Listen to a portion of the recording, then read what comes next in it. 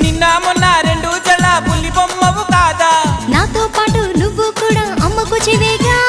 బయట వేసి వెయ్యంగానే వయ్యారం ఎందుకే భామ కొంటి చూపులు ఎక్కువాయి విసమొచ్చినందుక నడుము చిక్కెనే నడక మారెనే ఇంత లోపల ఏమి జరిగనే మొదటిసారిగా ఆడపిల్లను చూసినట్టుగా మైకం నీకు తమలపాకు నమలి సొక్కు